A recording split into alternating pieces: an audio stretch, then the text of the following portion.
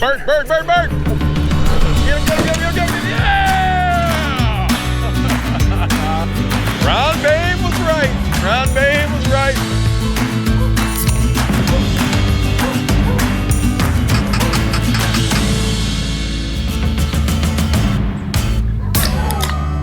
I'm feeling spry.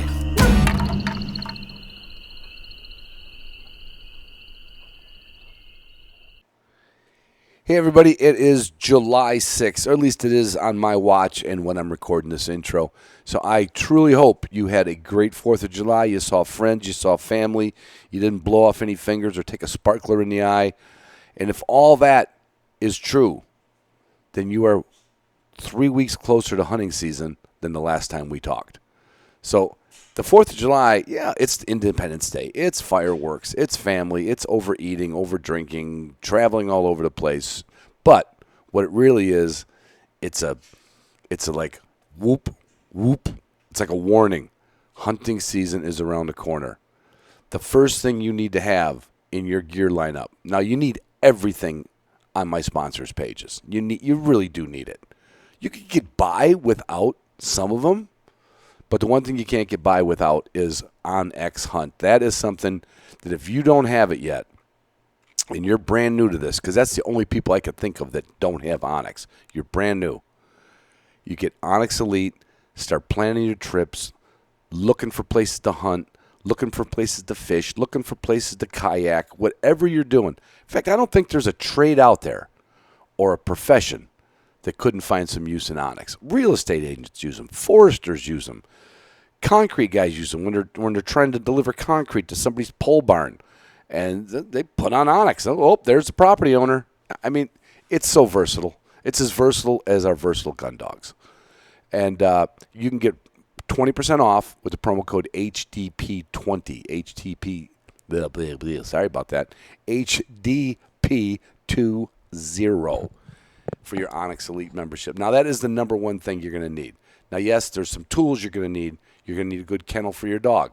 I strongly suggest our oldest sponsor, Gunner Kennels, is the kennel you're going to choose, especially when you're raising a puppy.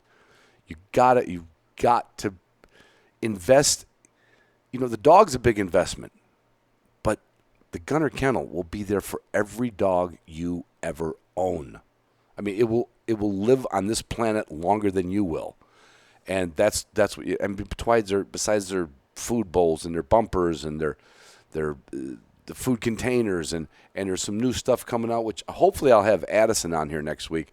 There's some new products coming out with Gunner. Can't wait to see them. Well, I know what they are, but I can't tell you yet.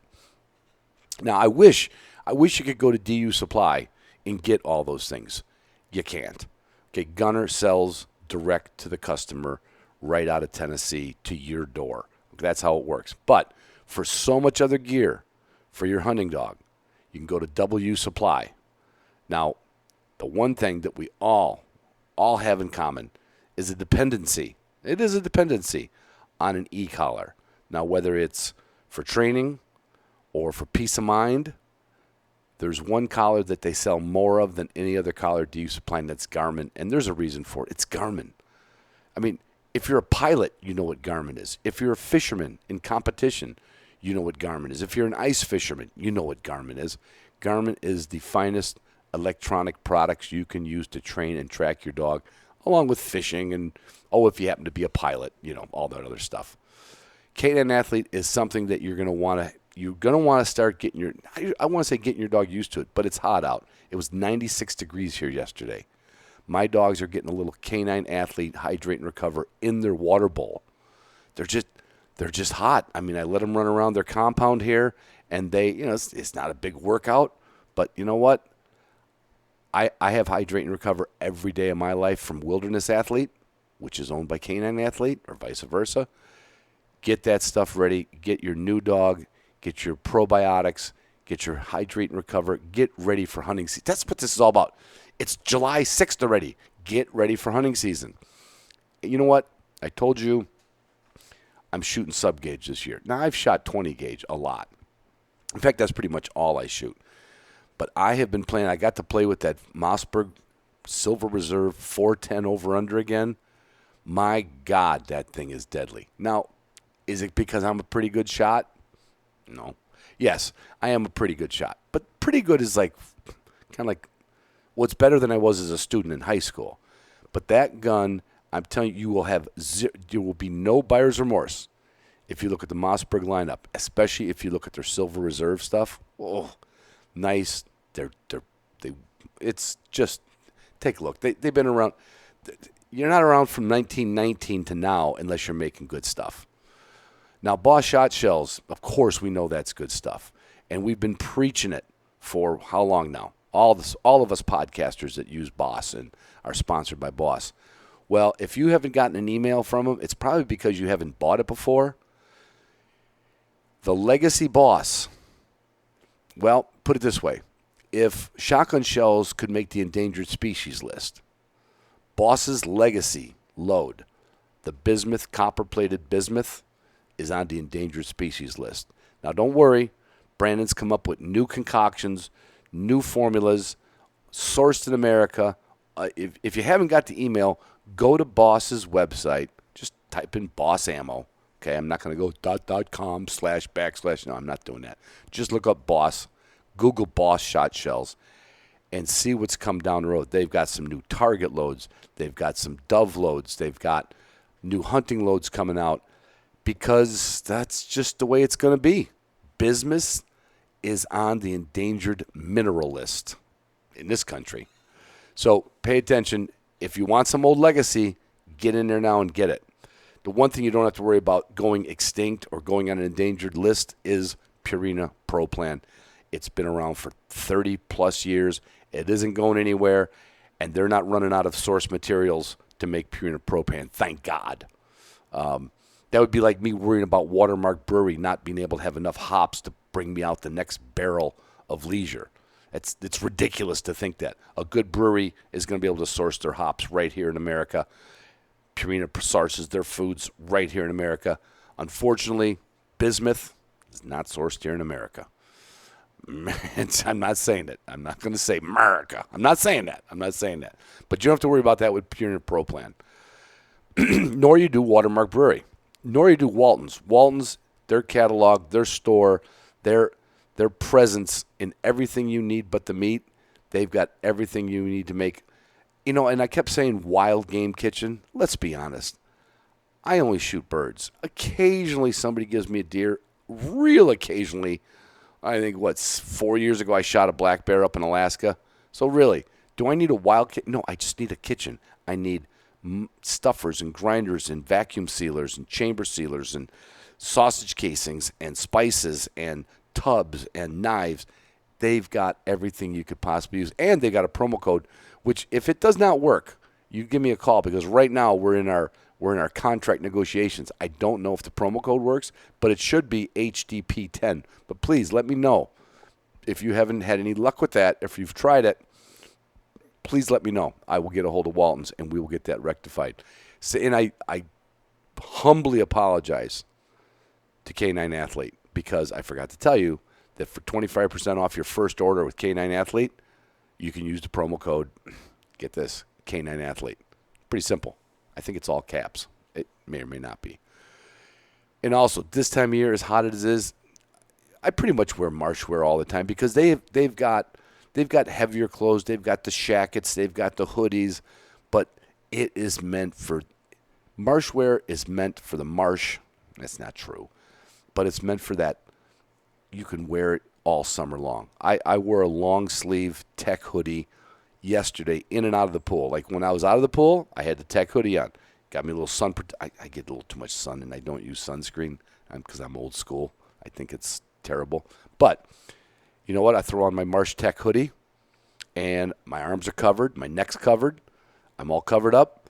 They've got a new line of swimming trunks out. I'm wearing a pair right now. In fact, I actually rolled in no-gi jiu-jitsu this morning wearing my Marsh shorts.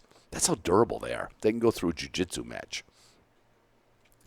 I found my Arxis boots to be extremely helpful this morning. We got a downpour, probably about 8 o'clock this morning in Michigan. And I mean, I was ready to start ordering lumber for an arc. It came down like they were going to quit making rain. But you know what I had? I had my little short-cut Joe Forge I don't even know how to say it. Jofu? But anyway, you can see the lineup of rubber boots, and I mean rubber boots. I don't mean polypropylene. I don't mean synthetic. I don't mean stuff that's going to crack after you walk in it. I'm talking rubber boots by Arxis USA. I keep them right by the door. Fortunately, I got extra pair. I keep them in my truck, but I keep them right at the kennel door because when I need to go out, the grass is wet or it's raining or whatever you need a rubber boot. That's the boot I use.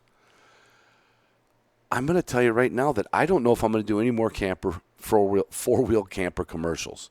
I have not heard from them. I've had this thing for 2 years. There isn't a day goes by that I don't pull into a gas station.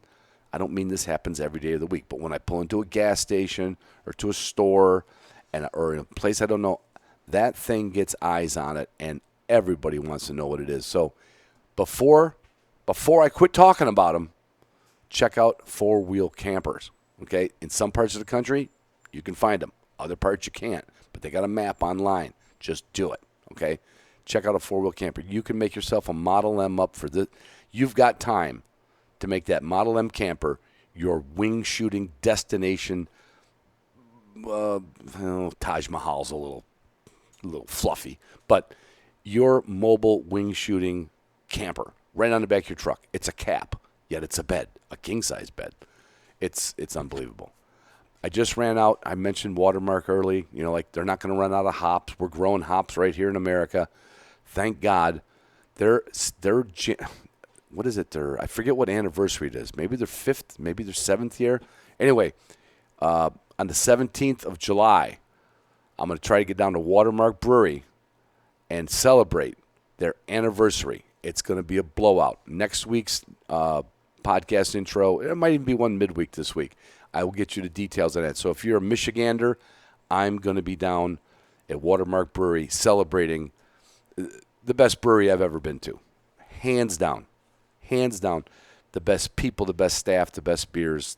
It's down in Stevensville, Michigan. You've heard me tell you, if you're on 94, you're leaving Michigan or coming back to Michigan, you stop at exit 22, you go right into Stevensville, have yourself a Watermark beer on me. Well, they actually don't have a tab for me. But you know what? If you went in there and said, Ron told me he'd pay for it, I'll bet you Justin would make me pay for your beer. Just try it. It's worth a try. That's all I can think of. I mean, I'm back on my long ones. What is this, 12 minutes? I'm sorry. I like kind of chatting with everybody and telling you what's going on. I see. I was going to try to tie this in, and that's why I stumbled. All right. So, if you can't get down to Watermark on the 17th, we don't have a date yet, but it's going to be in August. It's going to be maybe the 2nd or 3rd Saturday in August.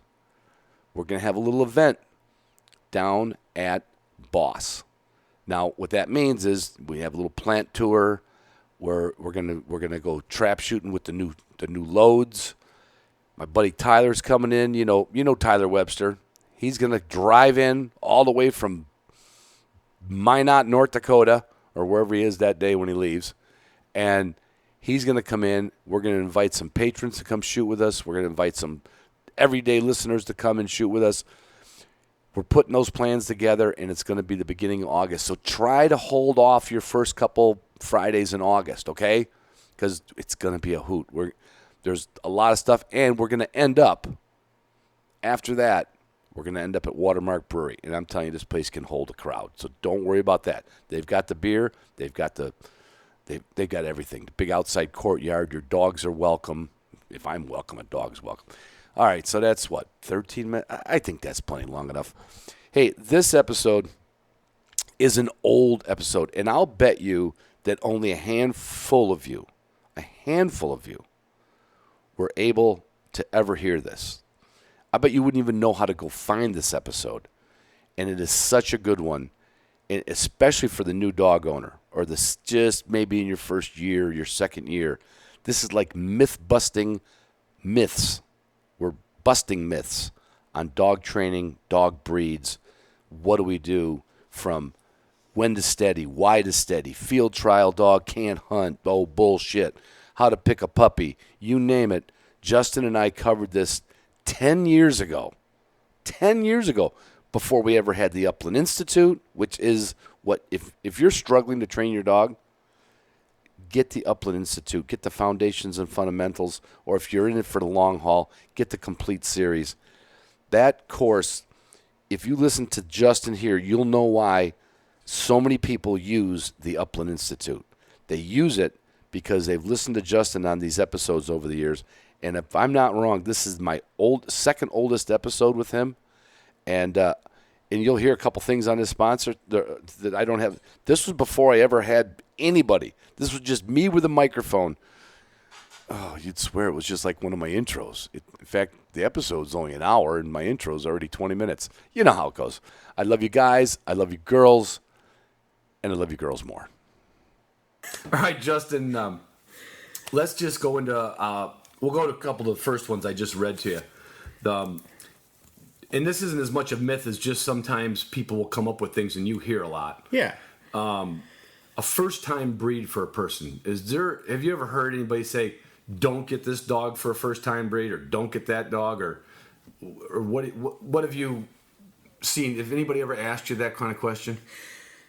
Yeah, I get asked all the time. The most important thing, I think, is to make a fair assessment of the frequency of hunting you're going to do and the type of hunting you're going to do, and then try and find a breed that in general matches that, and something maybe you have to like what you look at. And I always tell people the look of a dog is really a terrible reason to make your decision. No, but he's cute. Right. He's cute. But a good example would be a guy who is the occasional hunter, neighborhood preserve, but primarily going to be a family companion. The last thing they need is some super high-powered field trial type dog. Right. By that same token, a dog that's owned by a 25-year-old go-getter who's going to put in 60-plus days a year, he needs a little more horsepower there. Right. And he's Even going to be if he's a first-timer. Even if he's a first-timer. So make that fair assessment. And then within each breed, there's the whole gamut of dogs. If you do your research. If you do your research and do your homework, get to know the parents a little bit. Yeah. I think asking trainers is a great way to start because I'm totally unbiased, right? I tell people I'm like the mechanic who works on all makes and models. Yeah. If you go ask a breeder, how their dogs are, well, that's like pulling It's into like going to the Ford garage. Yeah, hey, does Ford make a nice pickup? Well, what are they going to say? Yeah, Of course. that's a good point. Yeah, not that they're trying to deceive you, but they're obviously very fond of that breed, biased to some extent. So really, let go back to thinking, what are my expectations that I'm really going to get done with this dog? Yeah. And then go to the breed. And then start. And then within that breed, try and find those individual lines that tend to produce that kind of dog. And you can do that with some research. Some research, some guys that own them that hunt and do the same kind of hunting that you're going to do. Yeah. The hunt test, the NAVDA test, anybody can show up and watch that day. Yeah, that's a good idea. And watch those dogs work in the field. You get to see them on birds. You get to talk with the owners. Do all that kind of before you take that puppy home and make your decisions. So don't just find a breed and pick it. No. All right. No. Well, that's good. All right. Steadying a dog too early or too late. Mm-hmm. Some people think if you steady him too early, you're taking something out of him. If you wait too long, you can't get it done. Yeah. What's your thoughts on steadying a dog too early or late? Yeah, so the underlying myth there is something that's real common in dog training, whether it's from whoever's giving you advice, from one of the books you read, is having a firm age date on your dog's training calendar that, okay, when they're this age, this is what we do. Right. And you don't always want to go by that. You want to go by that individual dog. Right. I can truly say that while I have similar or same training goals for all these dogs I work with, the path to that goal is never exactly the same and not always on the same duration or timetable. Yeah. It's all about that balancing act. So in terms of steadiness, the biggest thing we look for, because there's some truth there, that if you do it too early, not only can you take a little bit of enthusiasm out of that dog, but one of the other big traps to overzealous early steadiness on point, getting ready for the hunt test, or from a practical wild bird hunting standpoint, the biggest training scar I see from really strict, rigid obedience at a young age is an overabundance of unproductive points. Because you take a dog that has really strong pointing instincts, and right out of the chute, you teach them, hey, when you smell a bird and point, you're not allowed to move or you're going to get in trouble. Right. That dog's going to go out there and hang up on every little old scent, weak scent, off game, woodcock splash, feather piles, and he's going to point, and through training, we've made him afraid to move and work his way through that. But he never got in trouble for pointing. He never got in trouble for pointing. That's right. So he's learned that the safe bet is just stand still. Yeah, I never. And then you end up with a lot of unproductive points. So the other side of that spectrum is Too late. postponing it too long.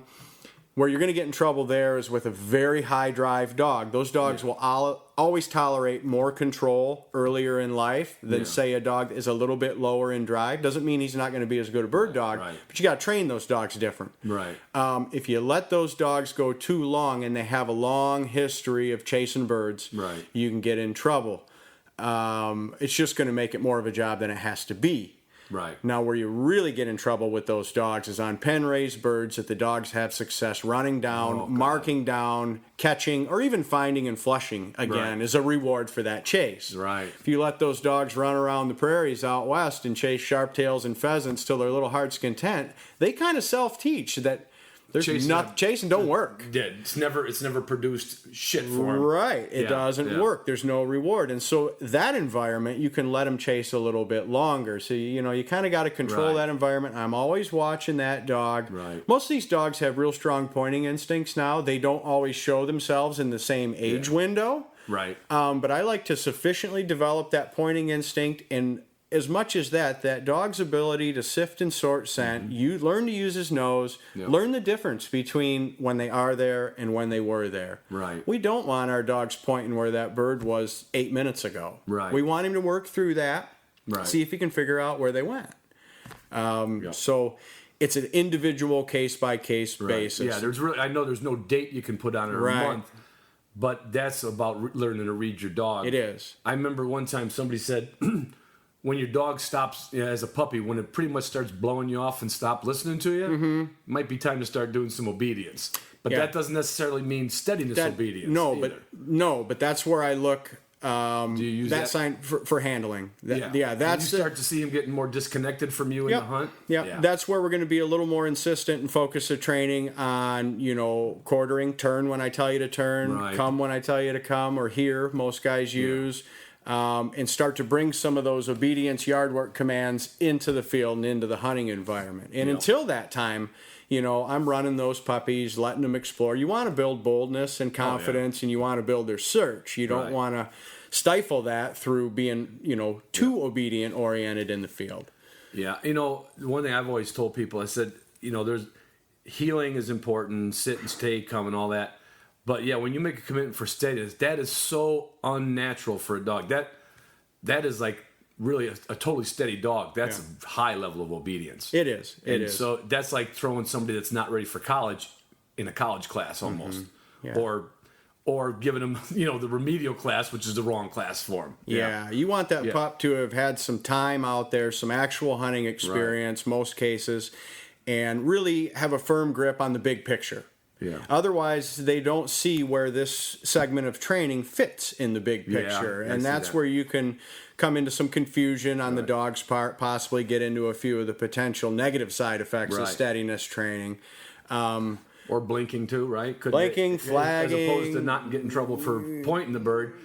They really won't get in trouble if they don't find a bird. Yeah. And for, some of these terms are used in different ways by different people, but all blinking is an intentional avoidance of a situation for fear that he's going to get in trouble. Right. And so you really got to lose your cool and mishandle a dog in the presence of a bird to cause that. If they're that far off, something is really gone bad. I've seen people lose their cool. Yeah. I've seen a guy one time years ago in Hastings pick up his dog and slam him. Yeah. On the ground. Yeah. I'm like, well, that was really productive. Yeah. Well, always remember this. You'll never cause any problems with your bird work if the dog is thoroughly and truly woe trained.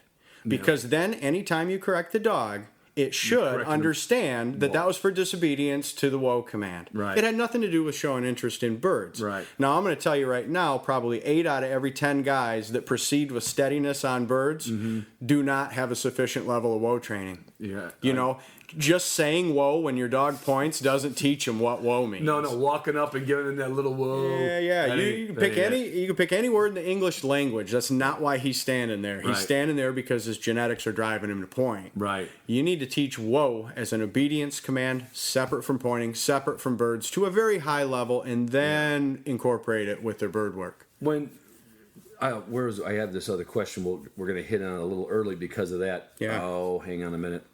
My fans are used to my audience, I should say. I want to call them fans. My audience used to me blabbering on and Yeah. stopping for a beer break.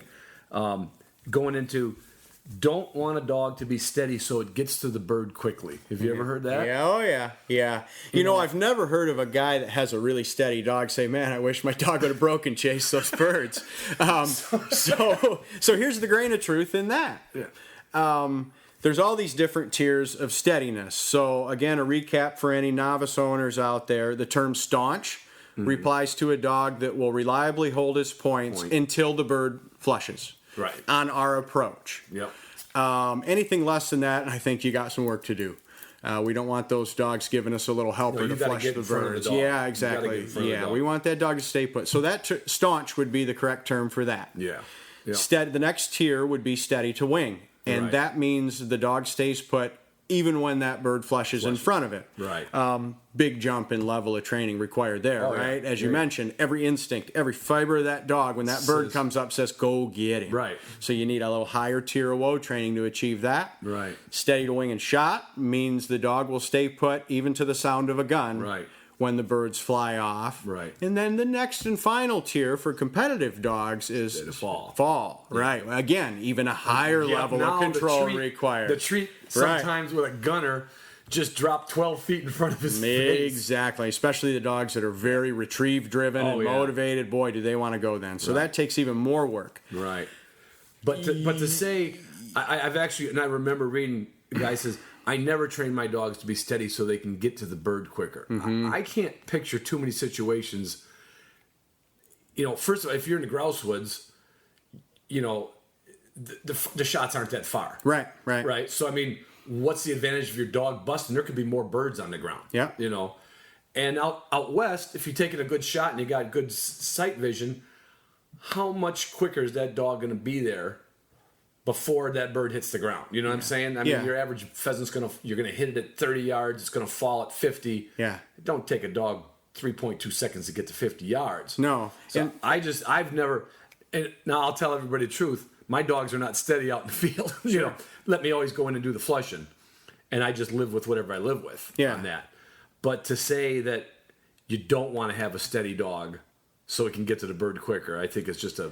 Yeah, I don't buy into it. I don't buy into it. I don't buy into it. And always remember this. And for most of my hunting dog clients, you know, I am going to advise them that probably the right move for their dog is to allow it to break when you kill a bird, when that dog sees it goes down. Only because for most guys, it's not worth the extra work and then the extra ongoing reinforcement as you hunt to instill that permanently in the dog. That could disappear in Yeah, 2 but months of not doing it. yeah, but if you're driven to do it, it's not going to be detrimental in any way. And for those dogs that are completely finished to the shot and the fall of the bird, and you find yourself in that situation feeling like I got a cripple, always remember at any moment you should be able to send them. Right. Even Yeah. if you're seeing the wing flutter Yeah. and it's starting to get some altitude, but Release him. It's hit. Yeah, Yeah. Let you're cut right. him loose. Cut him And loose. so How about your I don't dogs? see that to be. When you hunt out west, like Yeah.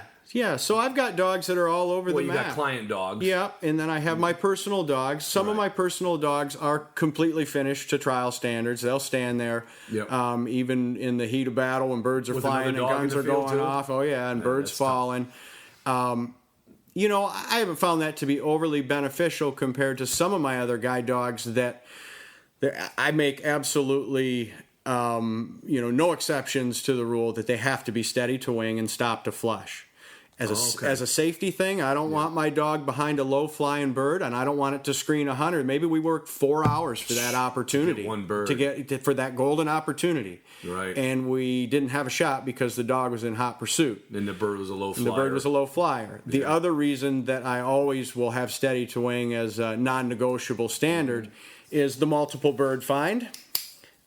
So, first bird that gets up, we don't have a shot.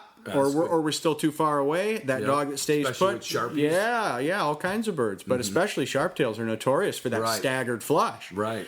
And then, we take 15 more steps. Now we're within range. There go the rest of them. We have a shooting opportunity that was created with steadiness training. Yeah, that's a good point. Yeah, and Very so good point. I want to do that. But most of my dogs, I will finish them all the way out, and then I start to let them self-release when they see that bird kill and fall. Right. Yeah. And then it's like, It's no fine. problem. Yeah, but the gunshot itself is not the release. No. As a finished It's- product. No, this takes a couple And they seasons. got better eyes than we do. They for, do. For movement. They can see Absolutely. a bird fly away. They can see a bird drop out of the sky. Yeah. And obviously, for your competition dogs, they're required at the adult, highest level of testing that they have to wait to be sent to retrieve a down bird. And I to go off on a tangent story. I was hunting geese with my old wire hair Zygon, and he was a better goose dog than he was anything else. And we came up over this little rise, and it was just going to be a one-shot deal. We were just going to go bust into this flock of geese, take what we could, and take some geese home. And we weren't trespassing. We had we had permission, but we didn't have any decoys. There was no way we were going to wait for morning to come around. His dad just told us. This guy's dad just said, "Hey, if you go over to this farm, get over this rise. There's geese in that field. So let's go." And I had him trained for down, so I had him on a down, and I had him to the point where he would stay down, and I had him chin on the ground down if he wasn't hot. But this time we just kind of walked up together on a heel, no leash. Birds got up a little early. We took some shots, and it was one bird started wavering, and he picked out the difference. There was 100 birds up in the air, and this bird's going kind of low, and it went. I don't know how far it went, hundreds of yards. Yeah. But he knew that bird was shot. Sure. Just from seeing birds get shot, he could tell. He wasn't just chasing the flock. He was chasing that crippled bird. Absolutely. It's amazing what they can do. And that's, that predatory instinct that had been developed through all your hunting. Yeah. The same way a lion can spot the one impala out of the herd. Yeah, exactly, right? Yeah. It's the same instinct at play. These dogs have that predatory instinct in them. Let's see what's next here. This might not be a long one, but can a field trial dog make a good foot dog? Yes. Can it? Not each and every one of them, but yes. You've seen it? I have. Okay, I've seen it. A lot of people say, like you said earlier, you want a high desire dog maybe if you're going to be doing more, but there's a lot of people, I've heard people say, don't get a field trial dog if you want a hunting dog. Yeah. And it really is all in the training. And, the field trial dogs that kind of take the heat for not being good hunting dogs are the horseback pointing breeds, right? Yeah. And if you go to a horseback field trial, you'll see those dogs, little specks out there. I mean, they're 300, 400, 500, 600 yards or more sometimes out there. What you need to remember is those dogs were raised and encouraged to do that in that way, running them off horseback in big open country, and actually push those dogs out a little bit and encourage that. I've known many dogs that turn into a completely different dog if you're not on a horse and you're walking with a shotgun in your hand. Really? They're smart, right? And they learn. Yeah. Okay. I haven't had that experience. Yeah, when Dad's walking, we're bird hunting. We're bird hunting. When he's on a horse, We're competing. And this is a different game, and they there's can another learn to dog play out two there many games. times, right? Yeah. Are most horseback trials braces? Always. Always a brace? Yeah, Okay. yeah. So that's going to also keep that dog Yep. trying to beat that other dog to the bird. Yeah. One thing I'll never forget, this was many, many years ago. I spent a long weekend at some very well-known and successful horseback trialers' place in Pennsylvania training with them, George and Mike Tracy. And at the time, they each had a couple of really big winners on the circuit that were known to be these huge running dogs, right? And one day, they let both of them loose out of the dog trailer, no check cord, no e-collar, and those dogs laid right in front of him and quartered at about 50 yards. Really? One's a setter, one's a pointer. And I thought, what gives? I never would have imagined these dogs would handle like that, hunt that Yeah, I would have close. took a dollar bet that it Yeah, was just I absolutely, at I would have. least a run off for 20 minutes. No, and they explained to me. They said when they see us off a horse, they know that means there's a bird right here somewhere. They've learned when they're on a horse, it's time to run. Wow. When they're on the ground, it's time to hunt. So it is a pretty good myth we just busted. It is. Yeah. You know, you certainly want to train for it, but Right. a dog can do both if you have the right candidate for it. It really comes down to brains, a dog, and cooperation. Yeah, Right? I don't think we give enough credit to that when people are, when you hear. Well, I've heard people say, what you want to do is get a field trial dog that didn't make the cut with his owner. Like say, well, he wasn't big enough running, so. Yeah. What the owner's problem, I'm guessing, as a breeder, that dog didn't have a lot of brains to go along with the run he had. Right. Yeah. Right. Intelligence is huge, and trainability is huge. Yeah. And sometimes the not field the- trial dog that's available to us as hunters, not running big enough was one of 8 things they didn't like about the dog. But it's right? the one they advertise. Sure, it's what every bird hunter wants to hear. Yeah. That's a good. Yeah, I like that. So That's a good one. Picking a pup. Like how do you pick a pup? Yeah. There's a lot of little like don't take the one in the corner. Yeah. Don't take the one that's too aggressive. Take Yeah. the one in the middle. Well, if there's a litter of 8, I've seen complete litters that pass their natural ability test. They're all quality puppies, at least at that stage.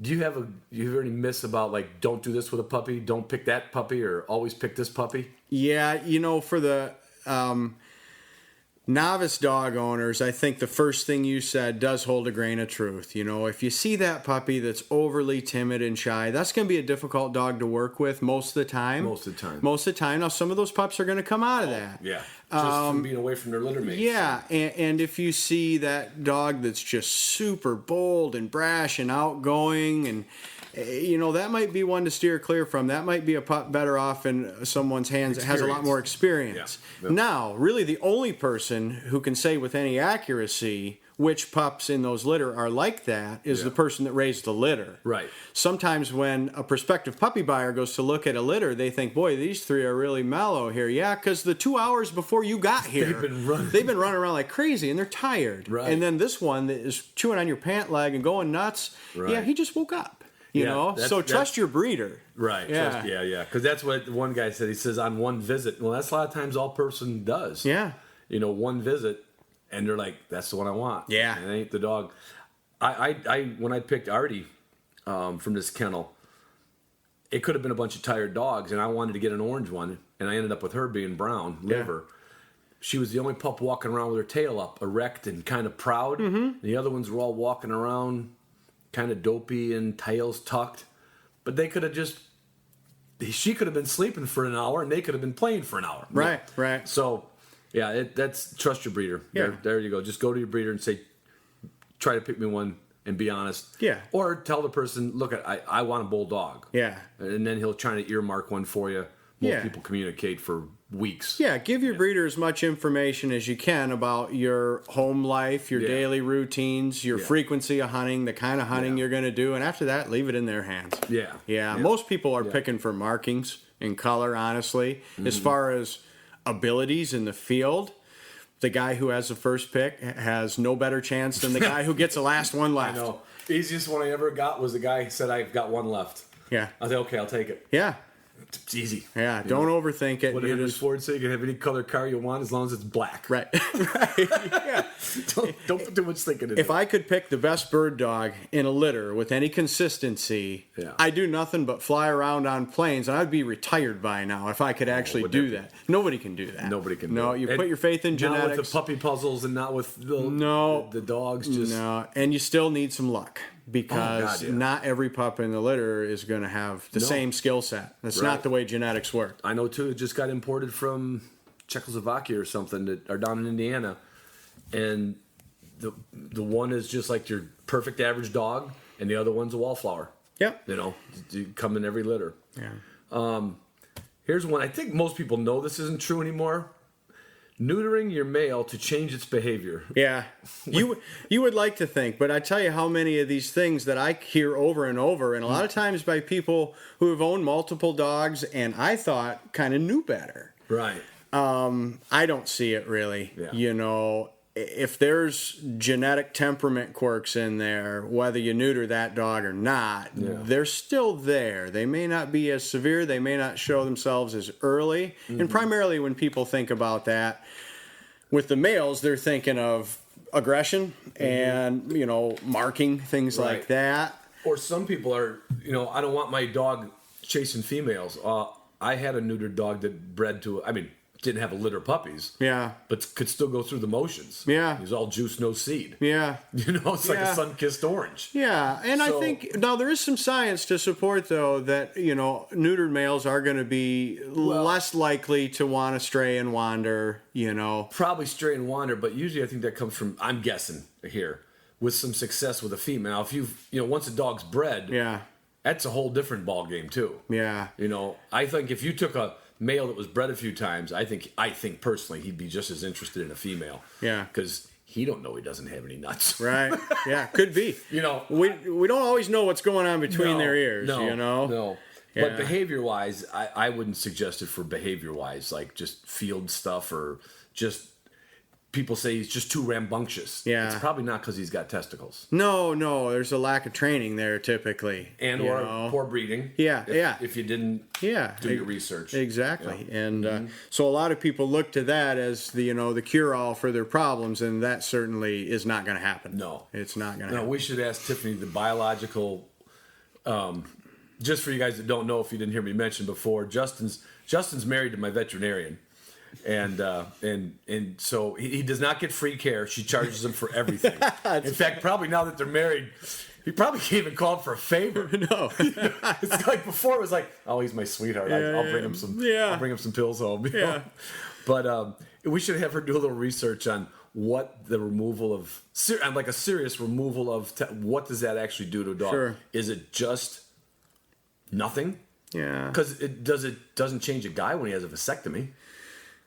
No, but I think that's a little different. That's different. No, exactly. There's a big difference in those two procedures. But there's some common trending thoughts right now that leaving them intact when they're puppies, the benefits go far beyond behavior. Oh, yeah, there's muscle, bone development, tendon and ligament development. And I think kind of the magic number, some people I really respect, their opinion is by 2 years old, that all that other good stuff that's going on because of their hormone, and there's more than just testosterone being produced too. There's other hormones and tons of them. Yeah, and so, but by 2 years old, all the other good that's coming from leaving them intact has occurred, and at that point, if it's not a breeding animal, now there's some legitimate health reasons to go ahead and do it. Yeah, it wouldn't be the end of the world. But no. Yeah, I've told people too, if you're going to neuter one of the dogs, for me, wait till they're 2. Yep. That's the number I've used. Yeah. I had a couple that did it early, and believe it or not, and it was like before 6 months. Mm-hmm. Both of them, one of them ended up having to get put down. I can't say it was related to it, but it had a spinal infection, but it was due to some bone plate growth in its spine. At least that's what one vet said. And the other one, again, don't know for sure if it was due to testicular removal, but what the heck? It's a good friend of mine too, his dog. I can't remember what it's, but it's something to do with the spine. I can't remember. It's a really long word. We need Tiffany to... I'll get it and ask her. Okay. We'll put her on next podcast. There we go. We'll get some of the medical versions of these myths dispelled. But, they just need to grow their bones and their muscles and all their brain. Yeah, the physiology behind it's beyond my scope, so we need to consult. What kind of trainer are you? I know it. Training center, my. All right. How about take your pup in the woods and hide behind a tree? Oh, yeah. I heard that a few times? A bunch, yeah. I hadn't even thought of that one. That's good. So, yeah. So you're not going to cause any harm doing that, and all that'll do is, maybe make the pup for a brief window. It's like, creates awareness. That pup come in and check in maybe a little more. I don't see you. Want to come back in and find you. Right. I don't know that in the long haul it truly makes a whole lot of difference. Yeah. You got to remember these dogs come to us genetically predisposed to have a certain hunting style. An amount of cooperation. That's all in their DNA, right? It's in the genes. Right. Now, we can kind of mold and shape that somewhat, but we can't change it. It wouldn't work in Montana. There ain't no trees. No trees half the places. On Get the down prairie. along the creeks. Yeah, yeah. But most of these dogs at the right age window have that natural want to know where we are. Yeah. And so that's kind of what you're taking advantage It of. almost becomes a catch-22 kind Yeah. of thing. Like, I do that. It worked. My dog was good. It just so happened he probably had a really good dog too. Yeah. Hiding behind that one tree that one day did not change this dog's No. future hunting or future No. cooperation level. And that By certainly isn't training him to come back and check No, in, exactly. right? So Good what you're point. doing is putting the pup in a situation, in an environment that you're taking advantage of its natural tendency. So don't confuse that with a learned command that Right. you've taught. You know, it's Right. like when somebody throws something for a dog to retrieve and they say fetch, and the dog goes and gets it and brings it back. Yeah. I think we talked about this before last time. It's not because you said fetch. You Right. created an environment that sparked a natural genetic tendency Yep, to go chase and to go grab. chase. So you Yeah. can't reinforce it. You can get them to do it Right. sometimes. Right. Yeah, it's You don't wanna different than a count on learned it. command. Yeah. But still, you're working on good behavior patterns and habits. So there's nothing wrong with doing that Yeah. at all. Yeah. Yeah. Do you ever hear anybody say, I don't use the same commands or whistles as anybody else because I don't want my dog listening to them? Yeah. I've never had that issue myself. I haven't either. And There's occasionally. only a couple whistles on the market. Yeah, yeah. And what will happen is if you hunt, typically you're going to hunt with the same small group of people on a regular basis, pretty Right. much. Yep. And if you do see any confusion on your dog's part, it's usually limited to that first initial experience with the other handler Right. and other dog. And then they learn to filter that out. They know that's not you. Yeah. If you're spending the kind of time with your dog that you should be, they learn real quick, that's not my buddy. Right. No, that's the That's other why guy. they bring the birds back to the owner of the dog most of the time. Yeah. You end up carrying the bird limit for the day Yeah. because your dog he doesn't come to them. Yeah. You know? And so when you see that reaction to another handler's cues directed at the other dog, Right. your dog is probably going to look to you and just tell him, all right, it's okay. Right. That wasn't for you. Go on. And they sort that out real quick. Right. Yeah. I knew a guy. This is a testing situation. Yeah. And at a level where you're going to run with another dog in the field. He did this even before he was running the single, like the NAVDA test, and he used Coke and Pepsi and drink names for his dog's commands. And he claimed that way my dog's never confused. And I'm like, boy, you're not giving your dog much credit. No, no. But yeah, this guy, he was an oddball. Yeah, well, it's always that real eccentric kind of, guy who's get got to any of them come up around with something. ever in the Here and past? there. I kind of weeded them Back out, I in think, Rockford? over the years. But they, I think, the standard commands are just fine. You don't have Yeah. to worry about that. Being different or different No. whistles. No. No. What about there's those silent whistles.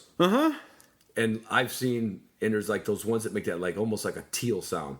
Do you just use one Yeah. whistle, just as long as we're on whistles? What Yeah. do you use for whistle? Yeah, One whistle? I use the same whistle for everything. Everything. I like that Fox 40. It can be loud if you need it loud on a real windy day with a wider ranging dog. Yep. If you've got a close dog, you can make it quiet. Yep. Doesn't have a pee in it, so you don't have to worry about it freezing up Getting in the wet. winter, Yep. condensation. So, but yeah, sometimes you'll see that guy who's got a lanyard with like 3 different whistles on it. Well, I taught him that this whistle means Right. this and this. Why are you doing that to yourself? And then when he's retrieving, he goes like the tweet, tweet, tweet, tweet. I'm like, Yeah. Yeah. that's the retrieve whistle. I'm like, really? Yeah. and most of the time the dog would do it if you said nothing, right? Or no whistle. That's almost as bad as the new guy. This won't be a myth, but it's kind of a comical one. You hunt with someone who doesn't have a lot of experience, and he doesn't have a trained dog yet. And he takes his hand out and he gives it like a turn signal, like a left turn, like they're almost the overs in the back. Yeah, yeah. And then he turns his body and walks, and the dog comes with him. Well, dog's just coming around to be in front of him. Yeah. But he actually thinks he's Sure. got it. And then when you shoot a bird down, and this happens at Preserved a lot because I take a lot of clients in Virginia out, and I'll see the guy, when the bird goes down, he's calling his dog over, and he's doing this. Yeah. And he's looking right at his dog, and his dog's like, what do you want? Yeah, what are you dancing over there or something? Waving your He arms looks all like- around? Yeah, Travolta. Yeah, right. And the dog and I never have the heart to go, I told you your dog didn't know what your arm meant. Yeah. You know, I mean, Yeah. But that's one that people make a mistake on. It kind of look a little silly doing it sometimes. Yeah, I see a lot of newcomers to upland dogs really hung up on hand signals because maybe they watched one of the outdoor shows. You know, hand signals really, it's blind retrieve work for retrievers. Exactly. Where we need to communicate to them where this object is for Right. them to retrieve. Right. That has very little application in an upland situation. Almost zero. Almost Almost zero. zero. Yeah. Yeah. And you hit the nail on the head. What that dog keys on is your body language and your direction. Yeah. Very common bad handling habit. Say the dog is somehow ended up behind us and to our left. Yeah. And we want to go this way. Right. Don't turn and Look at face your dog. him Right. and try and get his attention. Or Right. if you do get his attention, immediately show him. Turn Where at you're your going. shoulder. Show him where you're going. And they'll take that's what off. they can. Don't stand there waving your arms around. Yep. How about don't ever shoot a bird for a pup unless it's a pointed bird. Yep, I hear that one. All and adult dogs. You know, people will carry that on and Not me. even into a dog's adulthood. Yeah, very very common myth. So with a lot of these myths, there is a grain of truth there. Sure. but then it gets kind of rolled into this blanket statement that becomes gospel to some people. So here's the one you don't want to shoot, and the roots of that myth. You do not want to shoot a bird that a pointing dog intentionally noses out and purposefully flushes. Yeah. It's all about the intent of the dog, and what hinges there is that our ability to read the dog and know the difference. Yeah. So if your dog is off to the left hunting and you walk up a grouse Right. that the dog was totally uninvolved with, Right. you're not doing anything detrimental to that dog's training by shooting at that bird. Right. No. In fact, most people, that's how they're going to hunt for the dog's life. You might as well start right out of the chute. Bang, he's going to hear that gun and come over. It's an opportunity to work on hunting dead. Right. In a real world situation. For me, that's great dog training. Yeah. And the people that pass on those are kind of missing the whole, I think so, reason too. for that. Yeah. It's the intentional flush that you need to pass on. Right. Yeah. We don't want the dog takeout, thinking. a Yeah, takeout. yeah, exactly. When that dog knows that bird is there, Because then you've just taught them. that's how That's we what get I them. want. That's how we get them. Yep. And then you're lucky enough to hit the damn thing. Right, of course you would be. Yeah, know? yeah. Yeah. That could be a little mini nightmare. Yeah, so you should be able to read your dog. You should have the awareness of what's going on. If there was no ill intent on the dog's part, you're not doing anything detrimental by shooting that bird. Yeah. I agree 100% on that one. Yeah. I would not. I can't think of a situation where I hardly ever pass on any bird. Well, other than I if I had it in sometimes grouse hunting you can even hardly tell what's happening. Sure. So I don't know if there's ever been a time I've either never had a dog take one out intentionally or never paid attention close enough because I swing on every bird. Yeah. I mean, if it's a bird, Yeah. I can't honestly say that I've watched a dog get birdie and zoom in and take it out. I haven't seen it, but maybe I'm just Yeah, lucky. And I'm and- not a full-time grouse hunter either. No, but there's a big difference too in regards to how we handle bird work situations with pointing dogs and flushing dogs to a certain extent. Where there's a big difference is between pen raised game and wild birds. Okay, so the guys only shoot what's pointed. That works just fine on pen raised birds because they're pretty tame, pretty going to allow a dog to get away with a whole lot, and you're not going to have many wild Very flushes. Yeah, very forgiving. So that's a real easy rule to play by. Here's a scenario where I wouldn't have any qualms about shooting at a bird. You have a point, you move in, nothing gets up. Right. You release your dog to relocate. He's cautiously working out that scent trail. Right. And that grouse or any other wild bird says- decides, hey, man, it's time to leave, right? Boom, the bird goes up, and I have a good enough look to take a shot. Yep. There's nothing wrong with shooting at that bird because your dog didn't do anything with the intent Right. of mishandling that bird. Right. He had him He pointed. didn't go from a point to a run after. Right, yeah. He's trying to do his job, He's and trying that to bird do just his- couldn't Yeah. handle the pressure. Wild birds, something's trying to make a meal out of them every single day, right? So they're pretty good at Including staying us. alive, including us and the raptors and all the other predators. So again, it always goes back to the intent of the dog. Yeah. That dog didn't do anything willfully wrong to force that bird to flight. It's Right. just the way it worked out. Yeah, yep. Good point. And by the way, I just had this sickening feeling that I forgot to bring you fish. Well, we'll get it sometime. Okay. You got halibut for me? Yes, I do. Wonderful. I got halibut. I got some salmon, but it just hit. I'm like, I was supposed to bring him. Damn it. That's all right. I mean, you might have promised Tiffany, halibut on the grill tonight, and I screwed that up. But I can drop it off at the clinic. We'll get it sooner or later. Okay. And then on that same thread of only shooting pointed birds, I know I've heard this one a lot.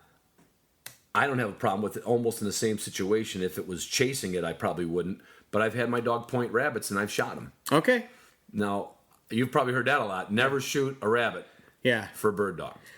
Unless you're okay with them pointing rabbits. Right. Or flushing As long as rabbits. you eat rabbit. Yeah, it's your dog, so you make Right. the rules, right? That's what Right. I tell people. Right. Nothing's wrong as long as it's on your terms. Right. The potential danger there with certain dogs is all of a sudden they start to pay as much attention to bunnies as birds. And if you're okay with that, that's fine. Right. You might find yourself in a situation where there's a whole lot more rabbits than birds. Good point. And boy, now next thing you know, we're on a rabbit hunt.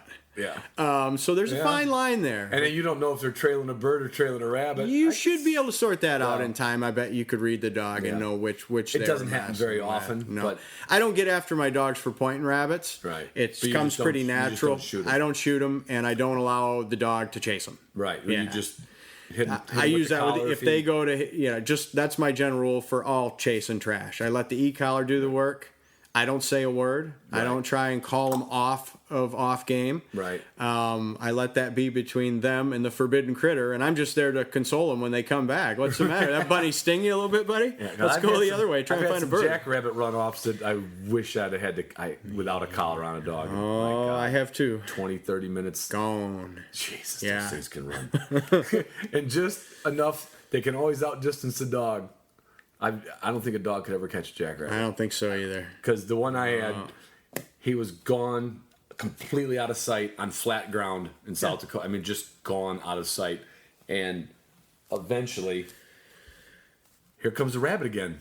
Back the same way it came. About 4 minutes later, here comes my dog. Yeah. He couldn't even come close to that thing. No. I want to pause this for just a second. Sure. Okay, we're back that was a break for our sponsors. And if you noticed, I don't have any sponsors, so there was no commercials for that break. Anyway, to go back on our myth busting podcast here today, running an old, and you kind of mentioned this earlier in another story. There are people, I have heard people say, always run your young dog with an older dog. It's gonna teach it something. Yeah. I've never found it to be true. Maybe with hound dogs, of course, I would think, right? Yeah, That makes I'm not sense. an expert on training On hounds, pack animals. but the guys I know that are, Always. that's what they always do. And I wonder if that didn't bleed over into bird dogs. So Sure. Speak a little bit about you running a young dog and older dog together. Yeah. I will utilize it only occasionally for certain situations and almost always just briefly. Couple situations, if I have a dog that's, pretty reserved and a little clingy and inhibited about getting out there and searching a little bit, sometimes just having another dog out there will increase their level of confidence and show them that, hey, it's okay to get out there and do that. Right. I will also use it occasionally where it's a wild bird situation. I'll use an older dog to find birds. They're, of course, going to be much better bird finders than a Right. pup. And then I can make sure that puppy has some bird contact out there. Yeah. And so that's one benefit to using an older dog. But that has a very limited lifespan. Reason being, what you always have to watch for is that puppy only learning to follow the old dog? Right. If If he's not applying anything.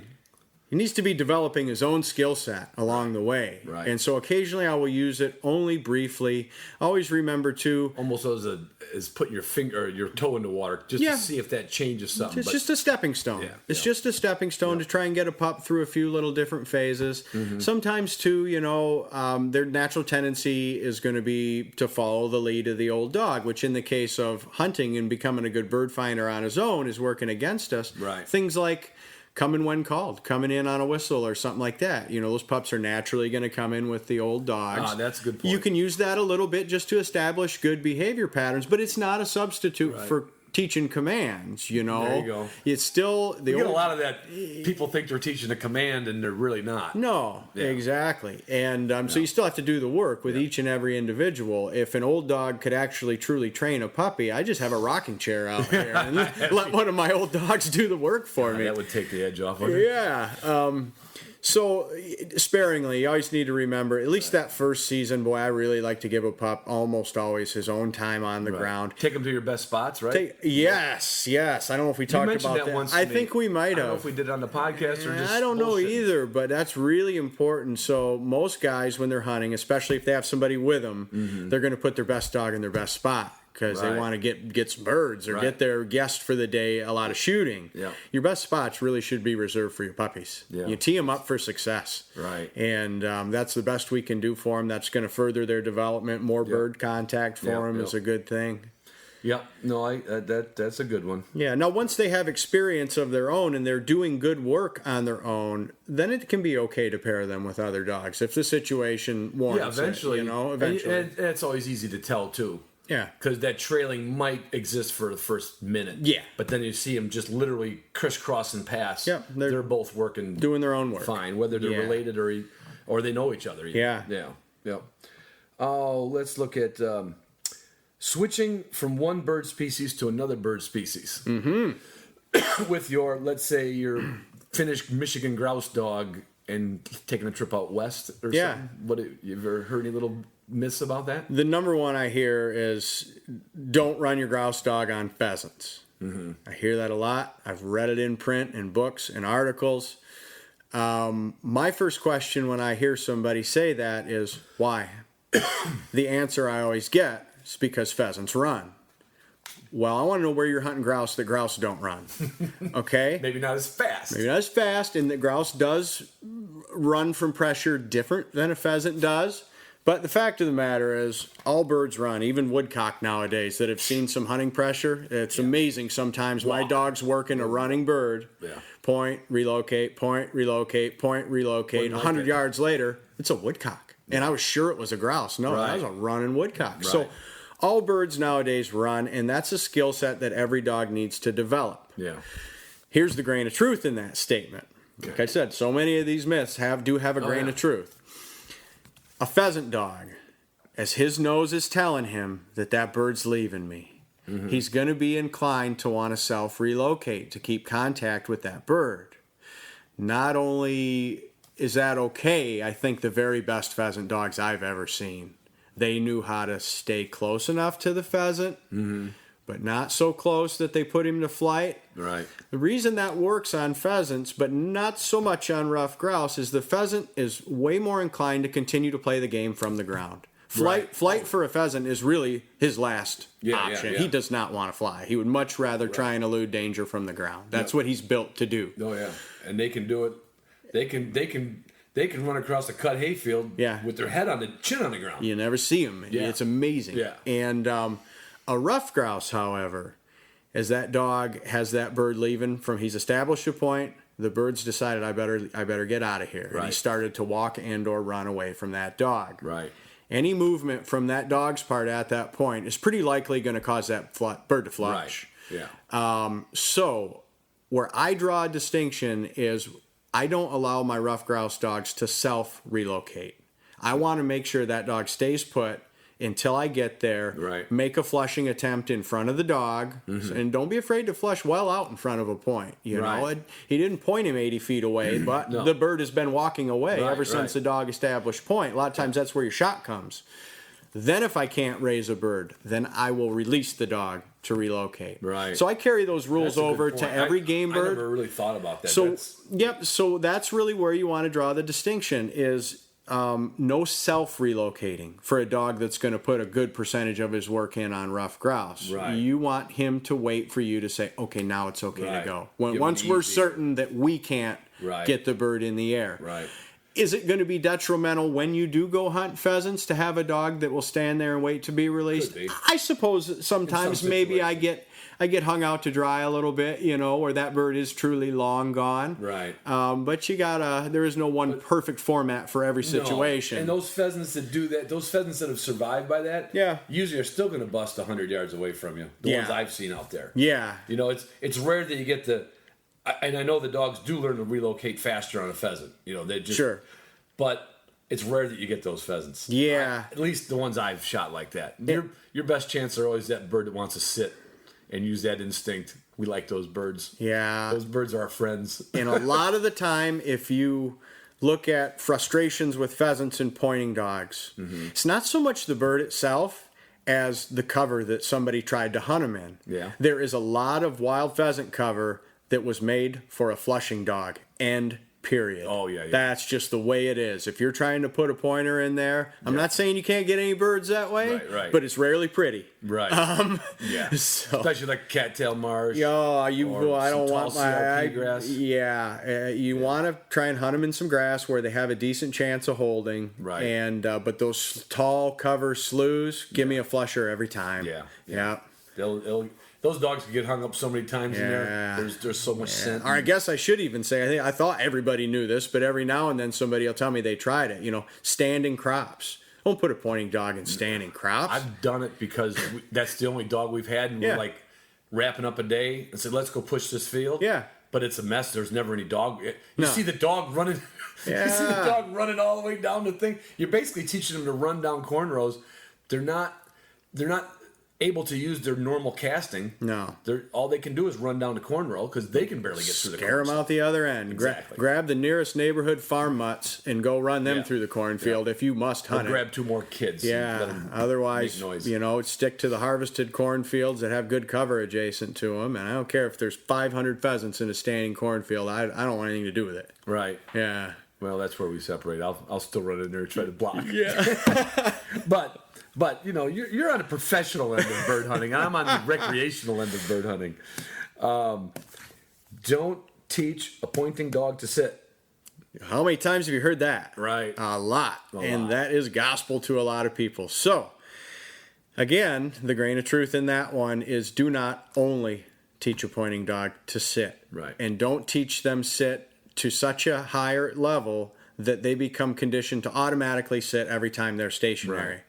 Okay, the overwhelming majority of people live with their dogs now. A companion's part of their family, and sit is a very handy command to have in just the day-to-day management and life with a dog. Yeah.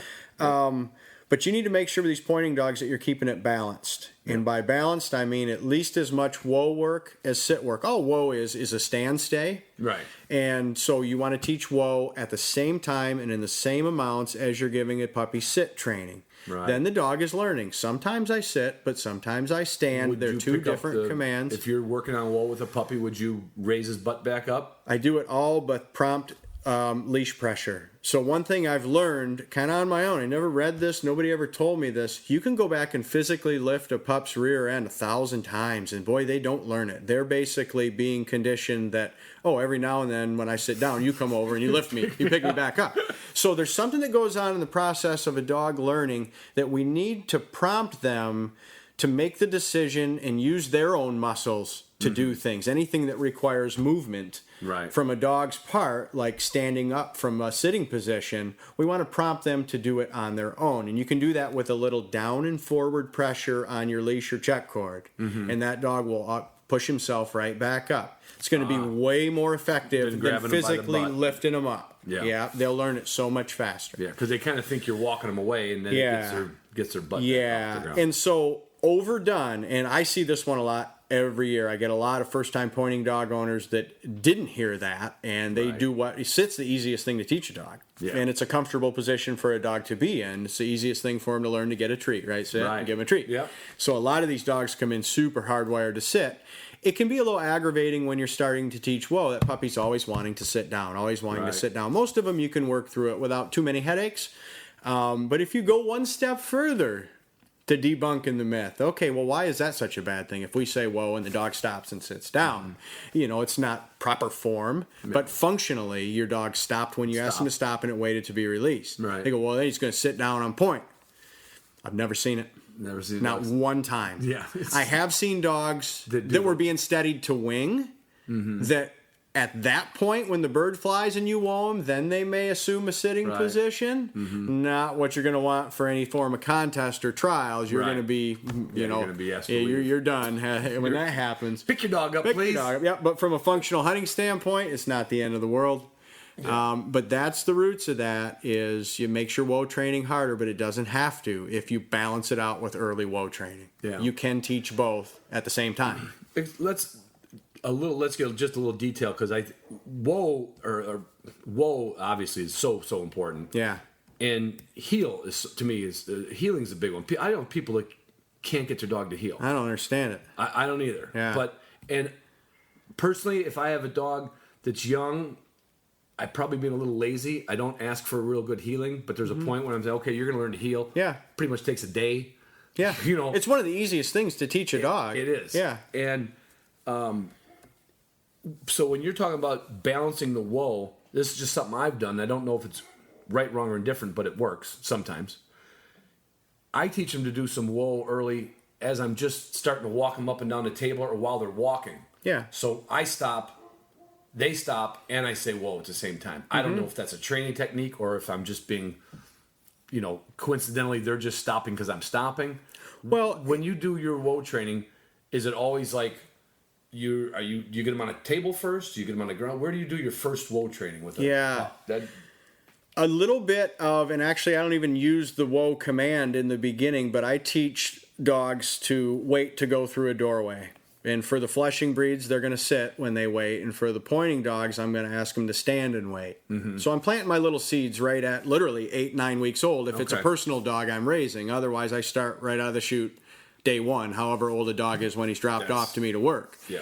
And that basically is real similar to what you're kind of doing. So whoa on a table. more of an association learning thing. Yeah, stand still until you're released. Yeah. Once you kind Or of stop when I loosely, stop. stop when I stop, and then you're allowed to move again upon the release command. Always build a release command into your dog, right? Yep. So then whoa on a table is real common. That's a good thing to do. The barrels have been really popular a while back. They're kind of faded a little Yeah. bit, but You don't boy, see for a many- while they were all the rage, right? Yep. And so there's nothing wrong with barrel training a dog to whoa. Right. Remember the place boards were real Place popular board. for whoa. Yep. Keep a little, yeah. board with you. And, Yeah, and then there's a whoa post. Delmar Smith really is the one who made that popular in his book, which is Right. still something every single pointing dog owner should read. The Best Way to Train Your Gun Dog. It's Is a it? timeless classic. Just works. Just pure common sense Not a lot of dog myths in there? training. No, No myths? from a really knowledgeable guy. I utilize whoa post a lot when they get a little bit older. So what the thing to remember is no one whoa training technique is a complete course. Right. Take the barrel, for instance. Right. At the end of the day, perfectly done, we've taught our dog to stand on a barrel. Right. Okay, well, that's not a complete course in He's the not on whoa the ground command. yet. Yeah. So if you go right from there to your dog screaming by you in the field, top speed at 70 yards, you go, whoa. He's saying, I don't know what that means. Only if he was running down a barrel. Yeah, right. Or a very large pipeline. Right. But it serves a purpose in the process. Yeah. But you need to push beyond that and Right. get the dog to the point where whoa means whoa Right. in the field, no matter what's going on around you. And that's a process where you take small steps towards that goal. Do you reinforce the whoa with a whistle, like a one whistle blast or anything? Or is it like when you're out, let's say you wanted to stop your dog crossing a road and you don't even know if there's a car coming. Be like, Right. oh, I don't want him over there. Yeah. Will you just holler whoa? If I'm close, Yeah. and I know that dog's clearly going to be able to hear me, then sure, you could do that. Yeah. And then so a lot of people would say, well, what if he's way out there and he can't hear you? Whoa, what are you going to do? In that situation, I'm going to actually opt for come when called or here. Oh, use in a that whistle to have him come in. Come back. Instead of trying to stop him at a curb. Right. Call or a him to fence you. line, just call him. Call him to me. Makes I'm going to perfect heal sense. you through the potential danger that's Right. in front of there, Or I'm and then steering you once away from the yeah, potential and then danger. once we're beyond the potential dangerous situation, now I'll release you to hunt again. Good. That's an excellent point. Yeah, a lot of people misuse whoa. This is something that'll have to be saved for another version, but there's something that I've always referred to as protecting your training, and that's knowing when not to give certain commands in certain situations. And whoa is one of the commands we very much want to protect. I learned something right there today. That's gonna, and that I know it'll stick in my head. Yeah. You know why? Yeah. Why are you trying to stop the dog at 80 yards? Why don't you just call it back in? Yeah. I've tried to stop it, but what I've done is when I teach whoa, again, not a trainer, just hobby trainer. I back it up with a one whistle blast in my hand. Mm-hmm. Kind of like a lab thing. Kind of like when they get the lab to stop and turn and look. Yeah. I'll give them the whoa, and then I work it with a whistle and a hand. And if I pay attention long enough for the dog, and I've only done it with a couple, I can do one hard blast on the whistle. And not so much while he's running in the field, though. Uh-huh. But while he's like going on a retrieve or doing something else, like or just screwing around, I could get him to stop and look at me. But I don't know if that's really whoa or it's just a chunk of the whoa. You know, I'm not sure. Well, it's something you and your dogs have worked out. Yeah, it's something we developed. And not everything has to be by the book or something. And that's the beauty of training your dogs is you guys are a team and you figure out something that works for the two of you. Right. And then it doesn't work with the next two dogs you train. When you think you got it all figured out, right? Then we come see Justin. Yeah. Just fix this for me. All right. This is going to go into the whoa post. A whoa post neck versus the stomach. Yeah. Now, I'm not a whoa post neck. I've seen it in magazines. Mm-hmm. And I mean, for some people who might, or especially there's quite a few newer people that write me comments, the whoa post is a rod in the ground, right? Good sturdy stake in the ground. Ground. Swivel on top. Swivel on top. Your dog's lead goes from his collar through that swivel. And how does this... Well, there's a couple different setups, but the one that I employ is, good sturdy stake in the ground, swivel on top. I'll have somewhere in the neighborhood of a 12 to 15 foot, almost like the tie-out cables you see. It's just a cable with a brass snap on each end. Yep. And then it's a two-collar setup on the dog. The lower collar goes to the anchor in the ground that's tethered by a cable, and then the dog's regular ID collar goes to your lead or check cord. Okay. So you've got control, and that he's also tied back to a post. Right. Okay. Right. And so basically, it puts you in a situation. If the dog goes to come towards you, that cable's going to stop him. Mm-hmm. If he goes to get squirrely, back up, move left or right, we can control him with the check cord. Okay. So that's one thing that was first preached by Delmar Smith, in there. Now, you'll see in his book, I think back when he wrote that, a lot of the dogs were real stubborn and hard-headed. We have a lot more cooperative dogs now. Mm-hmm. He advocated the use of a pinch collar on the whoa post. Right. Not the collar that our cord's connected to, but the one that's connected to the anchor stake. Make him pinch himself. Right. Yep. I've actually found that to be counterproductive to some of the softer type dogs. You can see that. I actually just use another regular flat ID collar. Mm-hmm. I don't get into any of the corrective type collars unless after a week of doing it, I go, this dog just isn't getting it. And he's one of those super, strong-willed type dogs at a real high level of sensitivity. Then maybe I'll opt for a pinch collar. But most of the time, just two flat ID collars. So neck versus stomach then. Right. So that kind of, the whole, I've heard it called a belly band. Mm-hmm. But basically what that is an e-collar around the flank of the dog with the, receiver part, the contact points positioned on that thin skin of the dog's stomach or belly. Right. And so that's going to be brought into play at the point where the dog has had a lot of repetitions of the whoa command, very clearly understands the command and is willing to do it. Mm-hmm. And now we're bringing in the e-collar so we can collar condition the dog to make steps towards off-leash obedience to whoa. Okay. Basically, your e-collar is becoming your invisible whoa post or your check cord or your barrel or your place board or whatever you've been using. And that's how we get to an off-leash field whoa. So we get that consistency, being able to back it up with an e-collar. For some reason, that belly collar got really, really popular 6-8 years ago, and I still hear of it. I don't utilize it myself. I haven't found a need to. So what it does is you're trying to simplify things, and you're establishing a point of contact. So stimulation on his belly means stop moving. Okay. So they're using low-level continuous stimulation when the dog is in motion, and as soon as he stops, the collar shuts off. Mm-hmm. Real basic collar conditioning premise: pressure on, pressure off. I don't do it only because I feel like we're establishing a point of contact that only in the next latter stages I'm going to want to get away from. I don't want to have to hunt a dog with a collar strapped around his waist the rest of his life. I wouldn't hunt with you. No, so why are we establishing a point of contact that we're only going to try and take away? Ultimately, we want the dog to wear one collar, and that's on his neck. Right.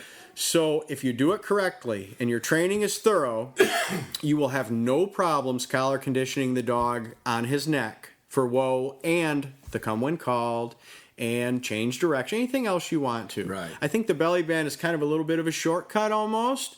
I've seen some dogs really get their wires crossed using one around birds. Yeah. I've seen some dogs walk straight backwards on point as I approach to flush. I'd never seen that before. I'd seen dogs Right. where a belly band was probably not used quite correctly. Right. But I keep it all on the neck. I mean, how far do you want to go with that? Okay, for heel, we're going to strap one to his ribs. And then Right. for sit, we got one back here. It's unnecessary if you're doing your training correctly. Right. And everything goes back, like we talked before, and other trainers have said, your foundation. Yeah. The wider that foundation base, the more you got to build on. But if it's kind of a skinny foundation, Yeah. you might have to go to belly bands and double collars and Yeah. two different e-collars. And at that point, you got a mess, right? Is Right. what you got. You gotta because get- your foundation was weak. Now you got a dog that's a little confused, and Jim Ripkema, one of the most knowledgeable dog guys I've ever known, he always used to call it, now you're like the little Dutch boy in the leaky dam, right? Oh, I got to fix this over here, right? And Yeah. so we plug that hole. Right. Uh-oh. Now we got another hole over here. Spend your whole time plugging Your whole holes. time plugging holes. Now, to fix this problem, we kind of made another one over here. Right. You can prevent that with the overwhelming majority of dogs by not being in a hurry, making sure your foundation is sound. Introduction to the e-collar is one of those things I wish people would take the time to educate themselves more on, and how to learn to use these e-collars as a true teaching tool. Do you ever do any kind of group classes like that? Has anybody ever asked I just try. I don't have the do. time? I do mostly one-on-one private lessons because then I can gear it towards that individual having owner and dog. That's a good point. Now, for something like an educational type class on the proper use of a collar, that might be an okay fit for a group session. Yeah, Yeah. It would be. I could see where it would be helpful to some people. I'm one of them guys. I rarely use a collar because I've never. And at least I know. Don't use a collar if you don't know how to use a collar. Yeah. And so many people use a collar without knowing how to use it. Yeah. But I've just used it for like chasing a deer. Yep. Or something like that. And the rest of the time I live with whatever happens. Yeah. But the people who rely on that collar, it's almost like, did you do any hands-on training with your dog first, or did you think this collar somehow speaks canine? Yeah, it doesn't teach a dog anything. No, it doesn't. No, it doesn't. Other than like for deer chasing, I suppose in that situation Well, like it you could said, teach a dog. You don't deer scream bad. no. No. He's chasing a deer, and all of a sudden his neck hurts. Yeah. That's pretty That much deer's bad. Porcupine. Yeah, porcupine, snakes, stuff. any off game. Yeah. It's a no command situation. Let the collar do the Right. work. But for command reinforcement, people could do a lot better at learning how to use a collar as a teaching tool and not a last resort corrective device. Here, all kind of guys, I just gotta get his attention. Oh, God. No, Yeah. that's misuse of a collar the majority of times. You know, it is. Yeah. It is. Fortunately, these dogs oftentimes are pretty forgiving and turn out okay despite sometimes of the best efforts of their owners. Yeah, we've said that before. It's usually the people. Yeah. I mean, there are some There are some bad there's dogs some bad out there. dogs out there, but Yeah. there's a lot worse bad dog trainers. Yeah. Or Yeah. home bad dog trainers. All right. Here's our last one you mentioned we needed to talk about. You know what? I've been hunting with my dog for years. I never lost a bird with my dog. Yeah. Have you heard that before? I've heard that before. Yeah, I I've have read too. that. Now I have read that in print. Yeah, that's a bold man that writes that statement down. Right. Yeah, so I hear it all the time. Oh boy, we used to hunt pheasants in Iowa with Uncle Rick and his dog Sport. I tell you what, we never lost a dog with old Sport. That is absolutely a myth. Now, there's usually one of three things at play when somebody says that about their dog. For certain, the dog is dead, right? So they get a lot better because he's gone. That's just an undeniable fact of It's bird like bragging dogs. about your youth. Yeah. So, and then, and what happens? Our fondness for a dog that's in doggy heaven. There's a little human filter at play. We remember what we want, right? So yeah, old Sport lost some birds. You just choose to filter that out, Right. Or It's a guy who has a dog that did very, very little hunting. And maybe the little minimal hunting the guy did was some easy pen-raised chuckers and a preserve that had manicured habitat and were easy to recover. Right. Okay, then maybe Old Sport did retire with a perfect track record. Yeah. I don't know a single dog that does any amount of real bird hunting that doesn't occasionally lose a bird. Right. They all do. It's a fact of our sport that a lot of times guys don't like to talk about. Cripple loss. Yeah, a lot of same with deer hunters and stuff. They don't like to address that so much. And none of us like it, you know. But it is a fact of if you're going to do any amount of hunting, there is going to be a certain amount of cripple loss. Right. So last time we talked, you brought up something that I must have mentioned to you years ago or something about how I kind of pass on small quail coveys. I don't feel like I need to be shooting on those small coveys, right? So that kind of comes into the ethics of our sport. Yeah. And so this cripple loss kind of falls under that same heading, right? So this has been like a burr in my boot for a long time. So here we are, right? So I'll give you my take on it, okay? It doesn't mean you don't have a good dog. Sooner or later, the best of dogs, it just didn't happen. Right. There's a lot of scenarios that can lead to cripple loss, okay? It's the stone dead bird that just fell in a horrible place to have a chance to recover it. Right. And that's compounded by the fact if we have a young dog with us. Yeah. Really tough setup, young, inexperienced dog. We're going to leave a percentage of those in the field, unfortunately. Yeah. The broke wing runner, okay? Yeah. Boom, hits the ground, he's off to the races. I call those coin flips. Sometimes we get them, but sometimes we don't. Yeah. What about the birds that get up, shoot, and you see a leg drop? Right. Or you see them rock, maybe a few feathers come off them, but you didn't get head, neck, or wings, and that bird flies off into oblivion, Right. okay? Yeah. We still killed them, we just don't get to take them home. Right. Okay? Yeah. On my personal level, and I think ethically, you got to count those against your limit. Huh? You know, and I wish more people would see it in that light. Okay, just because you didn't take them home doesn't mean you didn't kill them. You did. You know, in Alaska, if you shoot a game animal with a guide and you wound it, that's your tag. That's your tag. It's your tag. Yeah. And so you're applying that to the bird boy. I know. That would be a tough one to sell in South Dakota, wouldn't it? Yeah, you don't think you'd get very far. But, you know, if you think about it, and now legally, you're perfectly legal to continue to hunt. Right. Because you don't have those in your possession. Yep. And nobody's really out there other than the check at the truck from the warden, right? Right. But while we're actually hunting, only we know that we did that. Yeah. And so really what gives a hunter the right to go out there and lose a woodcock in a nasty swamp that he knows was stone dead? Right. Send one flying off with both legs hanging because he shot him in the butt.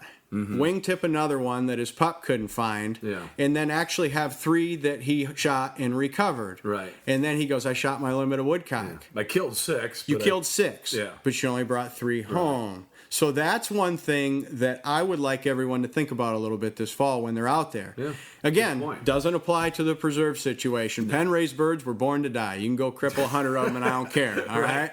But when we're hunting wild birds, those are a finite resource. There's only so many of them out there each season, and I think we owe it to the birds, the respect for the game we pursue. Count your cripples towards your limit.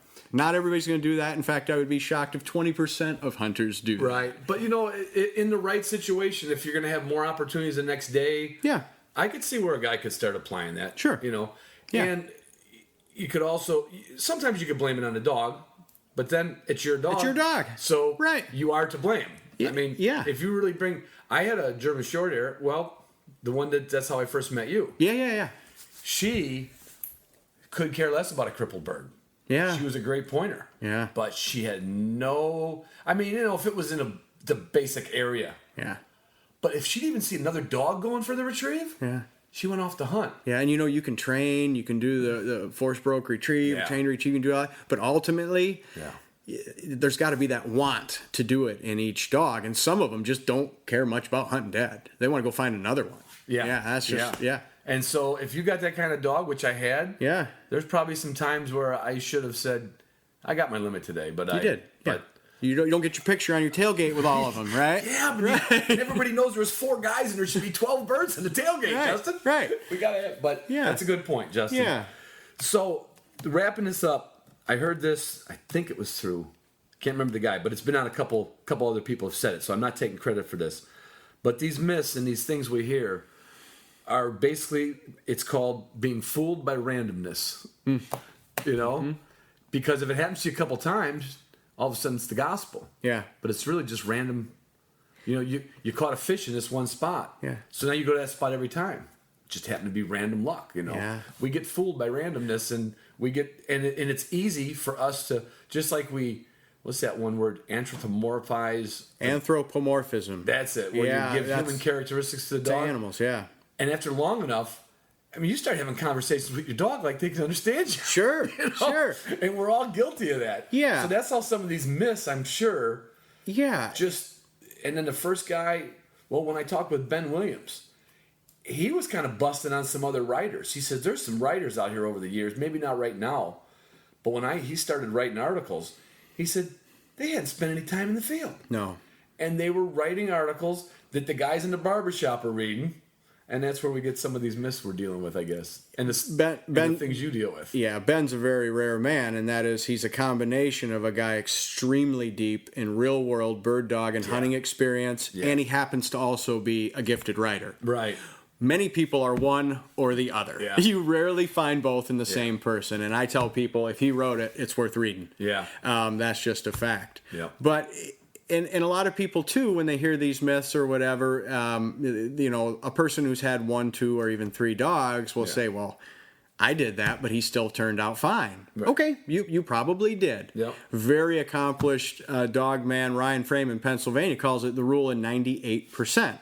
There's all kinds of stuff you shouldn't do with your dog Right. that you get away with 98% of the time. But if you make a habit out of it over the years, sooner or later it'll bite you in the butt.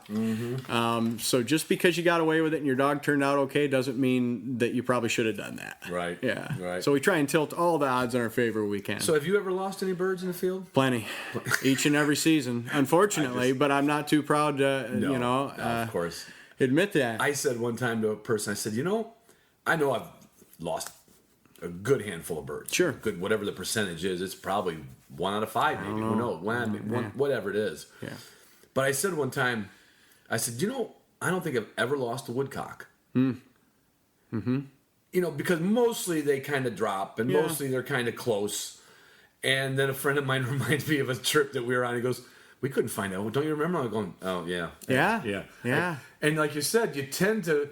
I wasn't blocking that out that I lost the woodcock. No, it's human nature. It just, we lost the woodcock. Yeah. And after enough years, you really don't remember. I've run into people that have met me, and I'm sure you get the same way. Yeah. Can't remember them.